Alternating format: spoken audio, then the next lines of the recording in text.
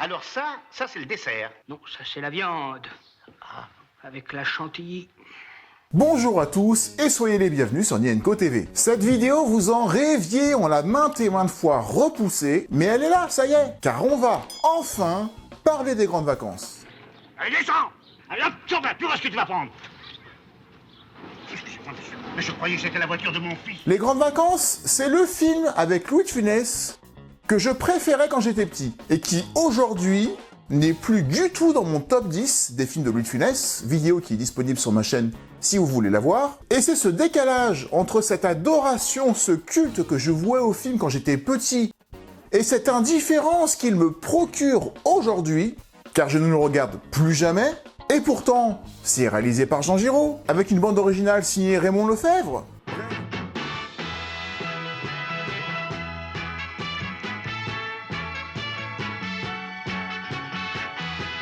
Pour composer la musique d'un film, ça prend évidemment pas mal de temps. Pour les grandes vacances, bon, un film comme ça, avec beaucoup de musique et beaucoup de précision, bon, en me dépêchant, en travaillant beaucoup, il m'a fallu à peu près un mois. Bref, la team des gendarmes de Saint-Tropez, avec au casting tous les habitués de De Funès qu'on adore, Claude Jansac. Louis demande si ça t'ennuierait ou si tu veux bien tourner avec lui. Quoi? Je fais oui. Et il m'a envoyé le manuscrit. En fait, c'est comme ça que ça s'est fait. Parce que Louis n'osait pas me demander directement si je voulais tourner avec lui. Maurice Rich. Il était venu voir la pièce et apparemment ce que je faisais lui avait plu. Mario David. Christiane Muller, que l'on a vu dans Jo. Oh, monsieur goûtera bien mon flan breton avec une bonne gelée de mûre. Non, allez vous coucher, vous. Et ça, c'est resté. Très souvent, quand on me reconnaissait, maintenant c'est un peu lointain, allez vous coucher. Mais 2 heures d'après-midi? Oui, allez faire la sieste. Mais j'ai pas déjeuné. Vous mangerez après. Après la sieste? Oui. Ce sera le dîner. Il en a rajouté. S'il y en avait un de allez vous coucher, il en a rajouté 10, 20. Ou Ferdinand, que l'on a également, enfin qu'on verra plus tard dans Jo, parce que Jo c'est plus tard que les grandes vacances. Martin Kelly, que l'on retrouvera dans Hibernatus, ou dans L'Homme Orchestre, 2 vidéos qu'on n'a pas encore faites ensemble. Il y a même Jacques Dinam, à un moment donné, le partenaire de Louis de Funès dans Les Fantomas. Encore une fois, avec une toute petite apparition. T'as un bateau à prendre? Ah oui, d'assaut. Bon, viens, je t'emmène le monde, tu vois. Ah bon, très bien. Tenez, voilà pour le Non, on n'a pas le temps. On n'a pas le temps. Merci, madame. Ou aussi Dominique Davray, et d'autres comme Guy Grosso, qui est là à un moment donné, même s'il a un tout petit rôle. Vous me paierez ça très cher. Y a-t-il une heure qui vous conviendrait pour venir me voir à mon bureau? Dans une demi-heure? Ça sera pour le thé. Pour le thé, oui. Bref, tout est réuni pour qu'on ait un De Funès chaud. Et pourtant, ce film ne me convient plus du tout. On va en parler. The day was good for you? Oh, splendid, thank you. I am very glad. Dites-vous, vous foutez de moi, là, en ce moment, hein?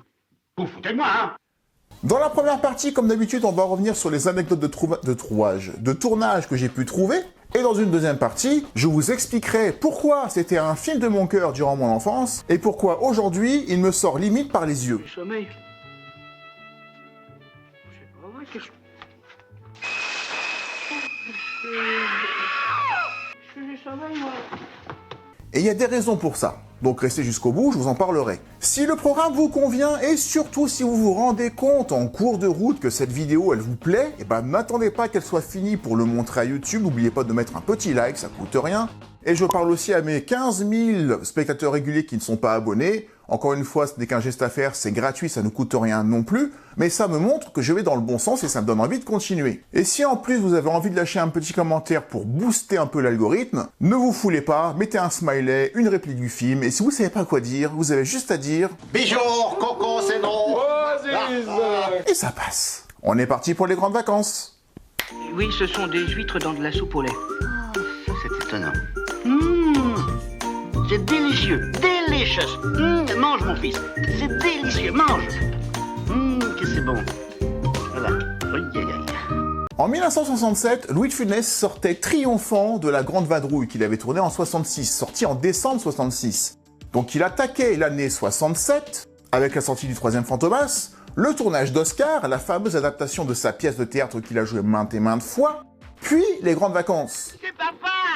C'est papa, là! Il est là, papa! Hé! Joligon! Donc il a tourné à la suite avec Gérard Houry, André Hinebelle, Édouard Molinaro, plus difficilement sur le tournage d'Oscar, et là, ça sera l'occasion pour Louis de Funès de retrouver un réalisateur qu'il connaît bien et avec qui il aime bien travailler, Jean Giraud. Si De Funès aime bien Jean Giraud, c'est que Jean Giraud amène cette technique à ses films, on en a déjà parlé sur plusieurs vidéos, et Louis de Funès s'occupe de remplir le film avec des gags qu'il va trouver lui-même. C'est bizarre, Who does? The champignons? Non, you. Et afin de mettre son acteur vedette dans les meilleures conditions possibles, Jean Giraud va réunir la Dream Team autour de Louis de Funès. Et en particulier de son propre fils, Olivier de Funès, 15 ans à l'époque, qui va jouer son 3e rôle aux côtés de son père, après avoir joué dans Fantomas et dans Le Grand Restaurant, des rôles assez petits, là ça va être un rôle un peu plus étoffé. Ah, heureusement que j'ai celui-là. Un brillant sujet, discipliné, affectueux, et en première à 16 ans. Le scénario des Grandes Vacances, quant à lui, il est écrit par Jean Giraud et Jacques Wilfried, l'équipe des gendarmes, supervisé par De Funès qui va y amener des idées que son fils va directement lui inspirer, parce que De Funès vit chez lui avec un enfant de 15 ans, donc il sait de quoi il parle puisque ce film va se concentrer sur la jeunesse.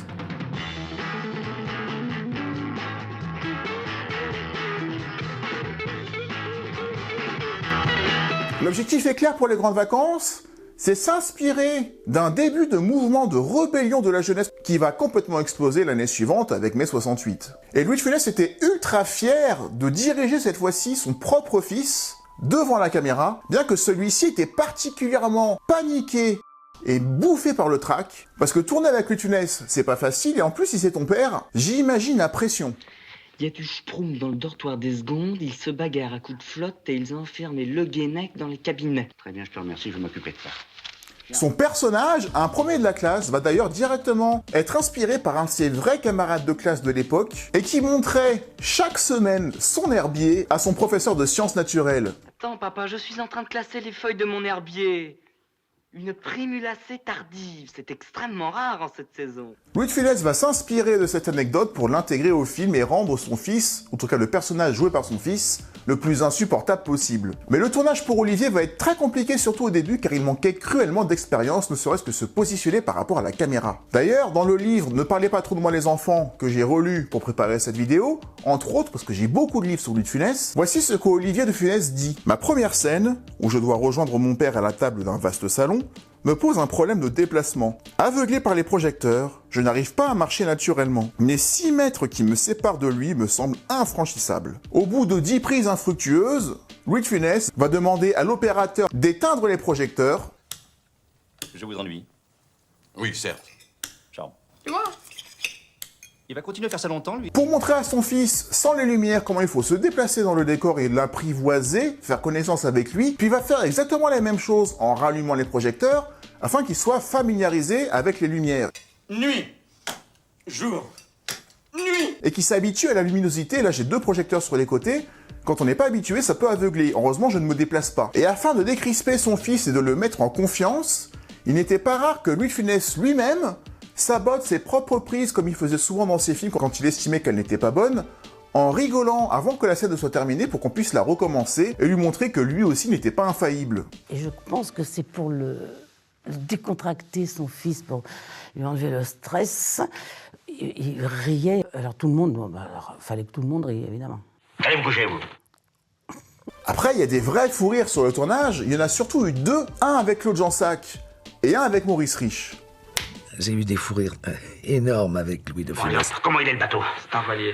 De quelle couleur? Avec des grandes voiles rayées rouge et noir. Une grande voile rayée rouge et noire. C'est joli, ça. Il devait me parler, et puis je sais pas pourquoi, je lui dis ah bon, elles étaient comment les voiles? Alors il me regarde, il me fait carré. Et je fais t'es sûr? Et on se marre. On coupe, on recommence. Alors, il y a une nuit, notre fils est sur un bateau et les voiles sont carrées. Ah, quelle couleur, je lui fais. Ça a duré, on prenait de tels fous rires, parce qu'on riait tellement, c'était abominable, à tel point que Jean Giraud, qui mettait en scène, a dit, si vous voulez, on va le refaire demain, c'est pas possible. Non, non, on va y arriver. On a fini par y arriver à la 35e. Idem avec Maurice Rich. Dans la scène où De Funès va à Londres en pensant que son fils est malade et découvre que c'est pas son fils qui est dans le lit. Oh, il y a des moments où c'était impossible de tourner parce que tellement on rigolait. Une prise à un moment où il me retrouve en Angleterre à la place de son fils. Il me tape sur le ventre en disant c'est Michelet, Michelet, Michelet. C'est-à-dire, quand il était petit, il était déjà aussi gros, hein? On a fait 30 prises, c'est-à-dire 17 le soir, une vingtaine, enfin une quinzaine le lendemain matin. Mais pour se détendre complètement, Olivier de Funès a besoin de tourner loin de son père, même si c'est sur le même tournage, et de Funès n'assistait pas aux prises qui avaient lieu en extérieur au bord de la Seine, toutes les scènes qui entouraient l'organisation du départ en voilier de la troupe de jeunes, et comme Louis de Funès n'est pas là, Olivier se sent sur le plateau un acteur plutôt que le fils d'eux, ce qui le met beaucoup plus en confiance. Tellement en confiance qu'il va vouloir réaliser lui-même sa propre cascade, la cascade où le personnage de Shirley doit le pousser dans la Seine, un saut quand même avec près de 4 mètres de haut qui devait être assuré par un cascadeur. Tu vas m'en faire ça? Why not? Va te baigner, mon petit.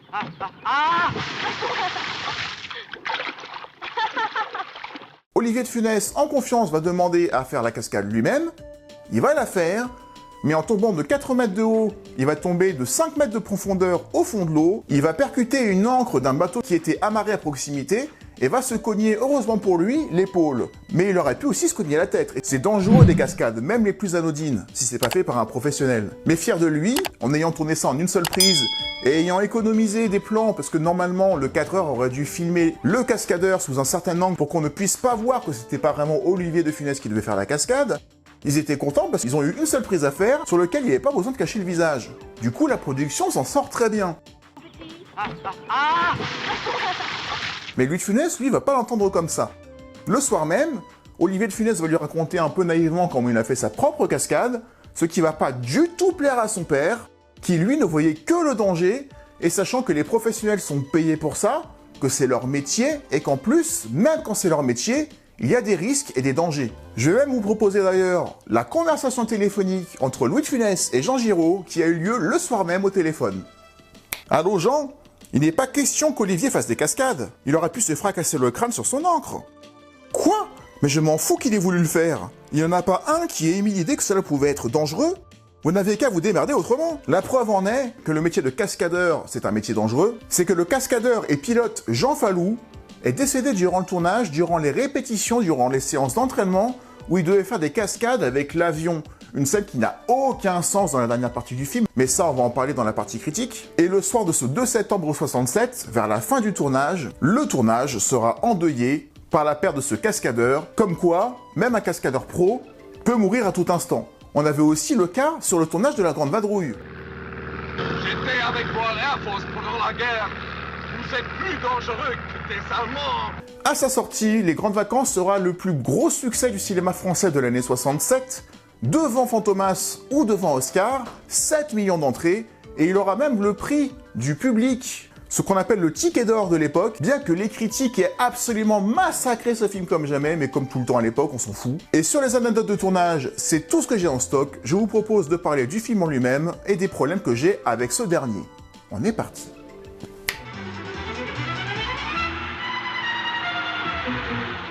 Quand je fais la critique d'un film ou que j'analyse un film, que ce soit avec Louis de Funès ou avec d'autres, ce qui me plaît, c'est d'à la fois vous raconter le contexte de la sortie de l'époque et de pourquoi on a fait tel ou tel film de telle manière.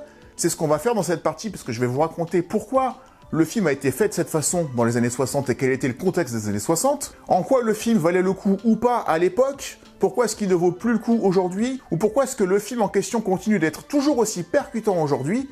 Et c'est cette dernière gamme de films que je préfère, ceux où je me dis qu'il y a 50 ans, ils avaient déjà pensé à tel ou tel truc qui continue ou qui s'est aggravé aujourd'hui. Les films de Funès que je préfère, ce sont ceux-là.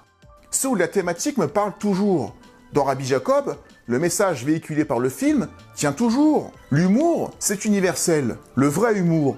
Parce que ce qui est universel ne vieillit pas. Si c'est propre en chacun de nous, ça perdure, ça se transmet. Le jeu de Louis de Funès ne vieillit pas.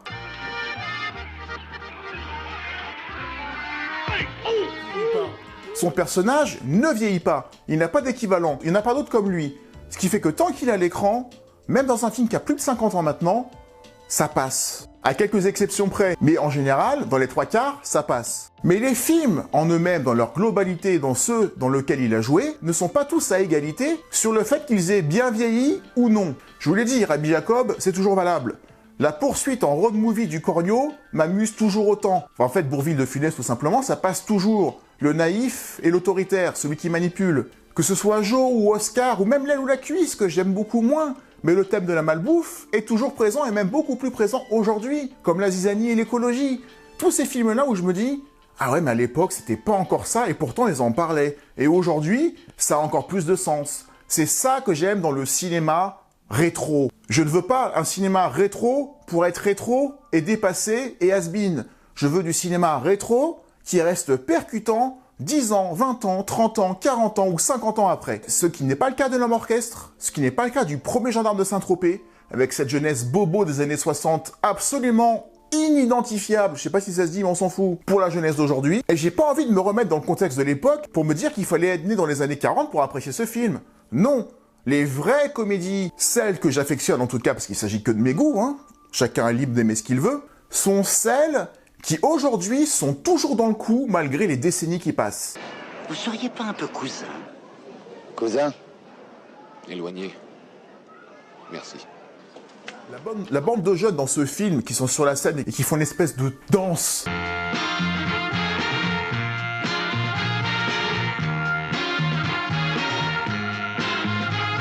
Pour essayer de draguer les filles. 3 mecs pour draguer 2 nanas dans une musique kitsch. Mais bon, elle était pas kitsch à l'époque, mais aujourd'hui, elle a pris un coup de vieux la musique de Raymond Lefebvre. Et les voir faire...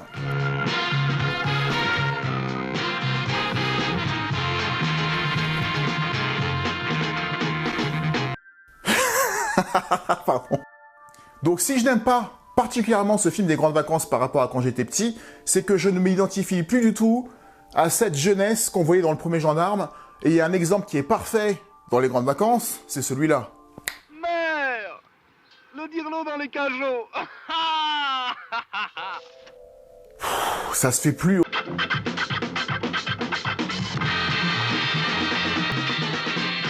Moi, ça me sort complètement du film. Mais je vais vous expliquer maintenant ce que le film essaye de faire avec le contexte de l'époque, pour vous montrer que je ne suis pas réfractaire à me replonger dans le passé. Je n'aime juste pas devoir me réadapter à quelque chose pour l'apprécier, alors que les films vraiment réussis, qui ont visé juste, n'ont pas besoin qu'on soit aussi exigeant pour les apprécier, parce que ça se fait tout seul. J'espère que vous aurez compris. Inutile de me dire en commentaire « Ouais, mais tu te mets pas dans le contexte des années 60 ». Si, je vais m'y mettre exprès. Mais ça rend pas le film bon pour autant. En tout cas, il ne l'est plus pour moi. Car quand on s'identifie plus au personnage ou à la jeunesse de l'époque, le film est beaucoup plus difficile à transmettre. L'héritage est beaucoup plus compliqué.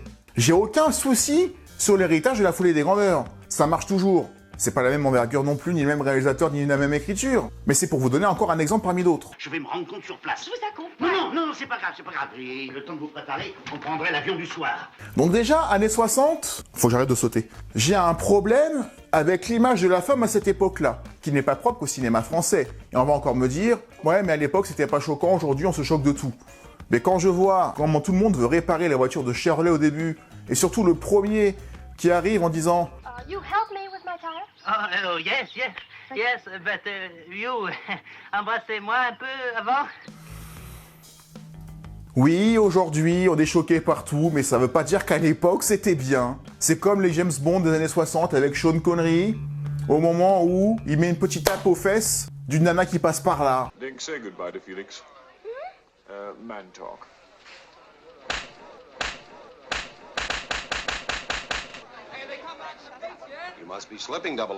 Il y en a qui vont se dire « Ah, mais c'est rien, c'est pas méchant. Si, je suis désolé, s'il y a des choses sur lesquelles on a progressé, c'est sur le traitement des femmes au cinéma. Même si c'était la société de l'époque, je m'en fiche. Ça a mal vieilli parce que ça n'est plus comme ça. Alors qu'il y a des films avec De Funès où la femme n'a rien d'une femme objet. C'est pas qu'une question d'époque, c'est une question de point de vue de ce qu'on veut montrer.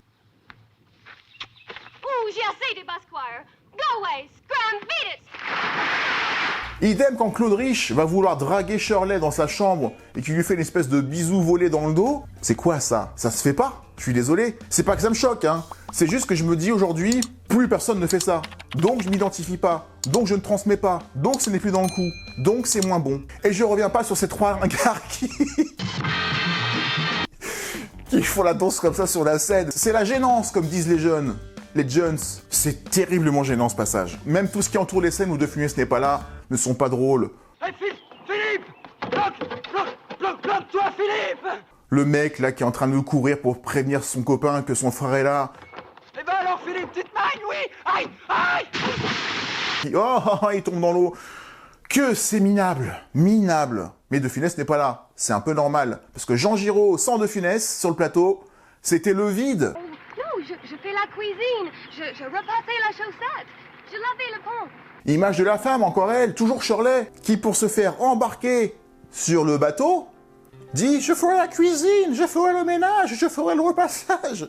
Oui, les femmes à l'époque étaient là que pour faire le ménage. Pour faire le feu et la cuisine, la vaisselle, le ménage, le repassage, le lavage, c'est vraiment de l'esclavage. Je dis pas que c'était mieux avant, ça retire rien au comique du film, même si j'ai du mal avec le personnage de Claude Jansac, qui est l'opposé de Shirley, qui est une femme qui n'a pas le droit de sortir de la maison, qui n'a pas le droit d'aller voyager parce qu'elle mettrait trop de temps à faire ses bagages, qui est là juste pour essayer de calmer son mari et de préserver ses enfants, mais qui n'a aucune personnalité, qui n'a aucune vie propre. La vie de famille des années 60, peut-être. Je ne dis pas, c'était mieux, c'était pas bien, je m'en fiche. Ce qui compte, c'est que ça ne se fait plus, et qu'encore une fois, si ça se fait plus, ça vieillit. Et c'est rare que les films de Funès vieillissent autant que celui-là. Parce qu'il a choisi de montrer ça.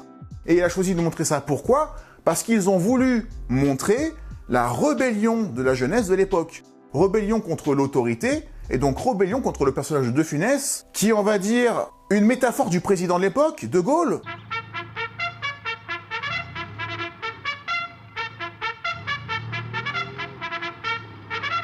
Car oui, Les Grandes Vacances est une comédie politique, où De Funès et son école privée représentent le pouvoir, où De Funès est un président entouré par ses ministres, qui veut appliquer une certaine autorité, une certaine tradition, qui ne veut pas changer, qui a peur de cette jeunesse, amateur de rock, amateur de débauche, amateur de sortie, on le voit dans le film d'ailleurs. Même à sa bonne, il lui demande d'aller se coucher. Et en 67, aux États-Unis, on avait le mouvement hippie qui se développait de plus en plus. Un mouvement qui prenait beaucoup d'ampleur, qui prêchait l'amour, qui prêchait la liberté, qui militait pour la paix dans une période de guerre au Vietnam.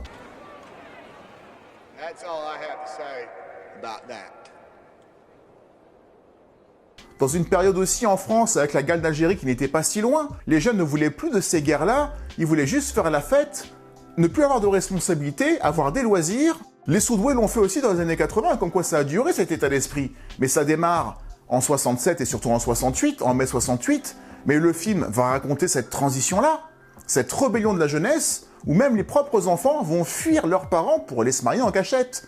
Parce qu'après tout, pourquoi attendre, pourquoi se connaître ? Faisons-le sur un coup de tête. Jeunesse, voyage improvisé, autour d'un feu, danser à la guitare. C'est ça que voulaient les jeunes. C'est même ça que veulent toujours les jeunes. Donc ce conflit autorité et jeunesse, même si la jeunesse se cache, se dérobe comme le fils de Funès, qui passe pour un intello, mais qui planque des revues porno dans sa chambre,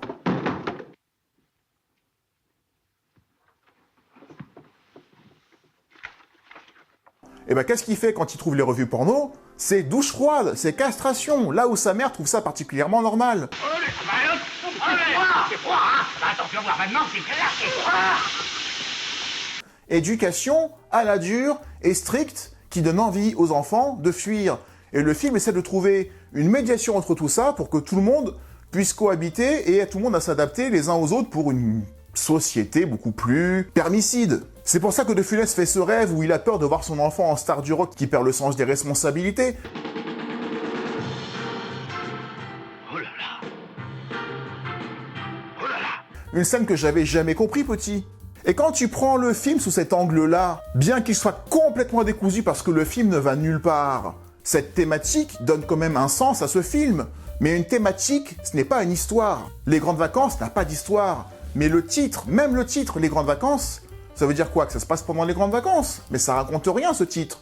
Sauf si les Grandes Vacances, c'est une métaphore des grandes vacances à vie que voulaient prendre les jeunes. C'est comme ça qu'il faut le prendre.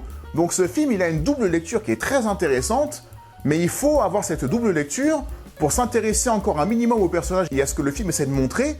Et 60 ans après, on est en droit de ne pas avoir cette réflexion pour apprécier encore le film, là où d'autres films derrière moi n'ont pas besoin d'un mode d'emploi pour essayer de comprendre ce qu'ils voulaient faire. Parce que les films étaient en avance. Là où le film des Grandes Vacances parlait juste d'une actualité qui allait très vite être dépassée.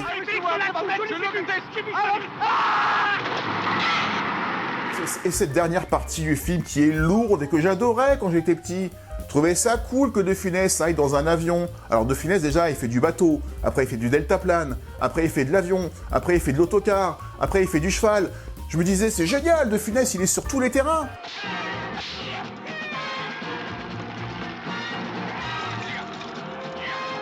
Mais c'est ridicule quand tu l'analyses, c'est vraiment presque une démo technique de tous les modes de transport qui existent.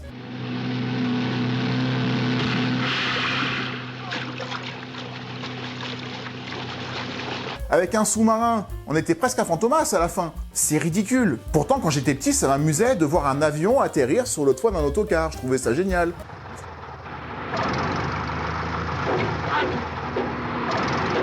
Mais ça n'amène rien. Quand je dis aussi que le film parle d'actualité, à l'époque, il n'y avait pas d'Union européenne, mais il y avait ce qu'on appelle un marché commun. Une espèce d'alliance entre plusieurs pays européens dont la Grande-Bretagne était exclue pour essayer de faire un marché tout simplement. Et la Grande-Bretagne était en discussion en 64 pour intégrer cet espace d'échange et De Gaulle le refusait à chaque fois. Comme c'était une actualité, Jean Giraud a intégré le scénario de l'échange linguistique pour justement montrer les échanges qu'on pouvait faire avec la Grande-Bretagne, bien qu'il faudra attendre 72 pour que la Grande-Bretagne entre dans le marché commun. Donc pour résumer, si tu intègres le contexte politique pré-68 de l'époque, tu peux encore voir un film peut-être intéressant à analyser si jamais tu en as conscience, mais si tu enlèves ce contexte politique de l'époque, il ne reste plus qu'un film décousu avec des scènes qui se suivent et même qui s'empilent sans aucun lien. Je veux retrouver mon fils au début, puis après je le retrouve, puis après il rentre en Angleterre, puis après il s'échappe, puis après je le poursuis, puis finalement on se marie. Ça raconte que dalle! Dans tous les films de Funès que j'aime, et dans quasiment tous les films de Funès, il y a une ligne rouge, il y a un fil conducteur. Dans Le Corneau, faire passer une voiture bourrée de diamants sans qu'ils s'en rendent compte. Dans La Grande Vadrouille, passer en zone libre. Dans Rabbi Jacob, protéger Slimane de ses ravisseurs. Dans La Folie des Grandeurs, se venger. Dans Fantomas, arrêter le bandit. Tous les De Funès, je commence à m'énerver là. Tous les films de De Funès dans lesquels il a joué, à part peut-être L'Homme Orchestre, ou certains autres films, ont des buts clairs. Sauf certains, comme Le Grand Restaurant, qui d'un seul coup nous raconte une histoire policière qui n'a rien à faire là, qui n'a rien à voir avec le film, on en a parlé dans une vidéo qui était dédiée d'ailleurs, ou dans Ses Grandes Vacances, où on a un thème fort, la rébellion de la jeunesse, symptomatique d'une certaine époque, mais qui, hors contexte aujourd'hui, fait que le film a pris un immense coup de vieux. Et moi, il suffit que je vois les jeunes en train de faire... Et je peux plus regarder ce film-là. Ou alors, faut que je zappe ce passage, parce qu'il me fait honte. Qu'est-ce qu'ils foutent ? Ou alors c'est une référence que je n'ai pas. Et puis même les gags de ce film sont d'un lourd. La bagarre dans le bar avec celui qui fait son accordéon et qui continue à jouer alors qu'il y a un seau qui lui tombe sur la tête. Lol, le gars dans son poulailler, le plan typique du vieux.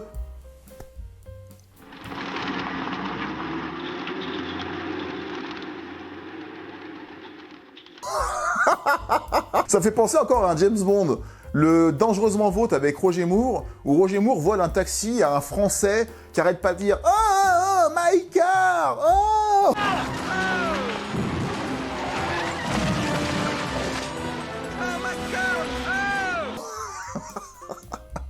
Désolé, ça aussi c'est gênant. Mais c'est pathétique, c'est pitoyable, ça a trop vieilli ce genre de truc. Mais ça n'a rien à voir avec De Funès, hein. De Funès dans ce film, il est irréprochable dans ce qu'il fait. Mais tout ce qu'il y a autour, c'est dépassé complètement. Le mot c'est ringard, et je supporte pas ça. Les ringards, il y en a beaucoup plus qu'on ne le croit.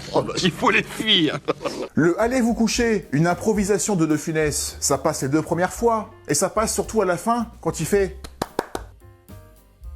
Ça marche très bien parce qu'il le dit pas. Mais la scène où elle essaie d'arracher le vêtement de la porte qui est coincé, et qu'elle tire et que hop, elle tombe en arrière sur son lit et qu'elle se...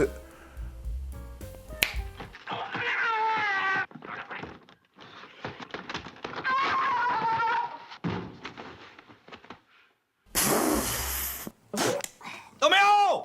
C'est nul, ça c'est le pire gag du monde. Quelqu'un a rigolé pour ça ? Dites-le en commentaire si c'est le cas, je vous pardonne, hein. Chacun a le droit de rire à ce qu'il veut. Mais moi, ça me fait un effet zéro. Rien du tout, quoi. Calme plat. Ce qui marche bien, c'est les gags avec Mario David. Les 2 premières fois. Excusez-moi, cher monsieur. Mais la 3e où il se prend du charbon dans la figure, c'est bâclé, et là c'est plus drôle. Même ça dure pas très longtemps. Larguez-moi tout le monde! Oh nom de Dieu! Même l'improvisation entre Claude Jansac et De Funès sur « Ah, c'est vous! Non, c'est pas vous! » C'est moi! C'est moi! C'est moi! C'est moi! Ah oui, c'est moi! Non, c'est pas vous! Improvisation. Donc c'est génial de voir que c'est une impro qu'ils ont répété, qu'ils sont peaufinés ensemble. C'est pas ce qu'il y a de pire dans le film. Mais c'est très lourd, c'est un peu trop marqué, c'est moins sincère que ce qu'on a pu voir dans d'autres films. Et c'est tout ce que j'ai envie de dire sur ce film qui est sorti progressivement au fur et à mesure que j'ai grandi et que j'ai dû avoir un esprit critique un peu plus sévère, que vous connaissez, alors que c'est un film que j'adorais regarder quand j'étais gosse. Mais je suis pas sûr qu'un enfant d'aujourd'hui, contrairement à beaucoup de films de Funès, vous me le direz en commentaire, vous qui êtes parents, moi je le suis pas, mais j'ai mes nièces, j'ai mes neveux, je le vois. Les grandes vacances, je vois pas ce que, à part de Funès, qui est un personnage génial, mais ils ont ce personnage à travers une cinquantaine de films différents, donc c'est pas forcément les grandes vacances que j'aurais envie de montrer en premier à mes enfants, étant donné cette jeunesse d'un autre temps. Merci en tout cas d'avoir regardé la vidéo jusqu'au bout, j'espère qu'elle vous aura plu. N'oubliez pas, avant de quitter la vidéo, de lâcher votre petit like si la vidéo vous a plu, même si vous n'êtes pas forcément de mon avis, de mettre un commentaire, même un smiley, n'importe quoi. Et si vous n'avez pas quoi dire, dites simplement « Coucou, c'est moi !» Oh merde! Et je vous en remercie beaucoup, ça aide la chaîne à grandir. Et elle en a encore sous le capot, je pense. Donc je compte sur vous parce que c'est vous qui faites la chaîne. Et qui la faites vivre. On se retrouve la semaine prochaine pour une autre vidéo. Et d'ici là, comme je le dis à chaque fois, prenez soin de vous. Ciao.